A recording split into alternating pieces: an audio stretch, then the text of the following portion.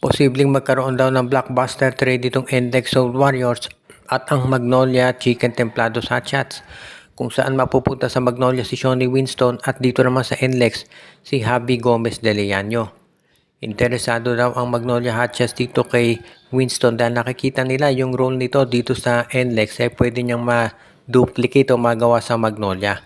Dahil itong si Winston, ang laro niya na isang point guard, pwede rin shooting guard at small forward, at yan yung gusto nitong si Coach L.A. Tenorio.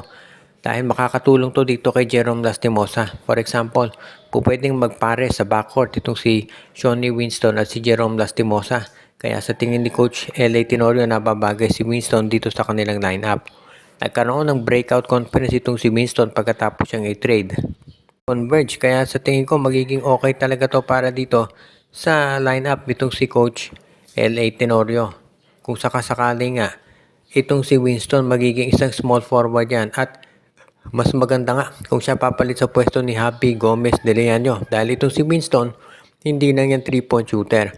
Kaya din itong umatake doon sa basket, kaya magiging mas bagay ito para sa kanya.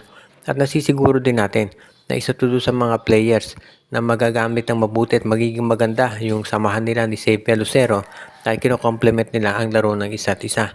So magkakaroon na ng Big 3 itong Magnolia, si Javi Gomez de Leon, itong si Xavier Lucero, Jerome Lastimosa at si Shawnee Winston kapag nagkataon.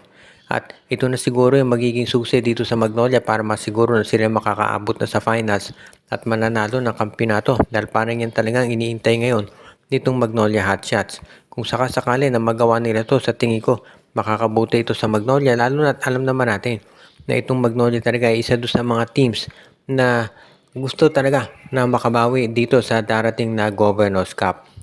Ang Blackwater Bossing daw ngayon at Titan Ultra ay nagkakaroon ng matinding diskusyon tungkol sa posibleng palitan ng mga assets. Baka daw si Christian David mapunta dito sa Titan Ultra kapalit naman ni Joshua Monson. Parang isa raw yan doon sa mga kinoconsider, plus of course posible rin na baka Barefield for Monson. Yan yung nakikita ng management. Kung sakasakaling matuloy itong trade na to, huwag nating isipin na magtatagal si Barefield o kaya si Monson dito sa kanilang mga teams na pupuntahan. For example, kung si Barefield matrade sa Titan Ultra, magbilang ka ng isa o dalawang conference bago yan matrade sa San Miguel o kaya naman sa Barangay Ginebra or Magnolia. Si Monson ganun din. Kung mapupunta yan sa Titan Ultra sa Blackwater Bossing, sigurado na ililipat din yan sa TNT Tropa kapalit ng ni Simon Enciso siguro plus si Kim Aurin. Kaya nga hindi na ako magugulat kung iyan yung maging sitwasyon.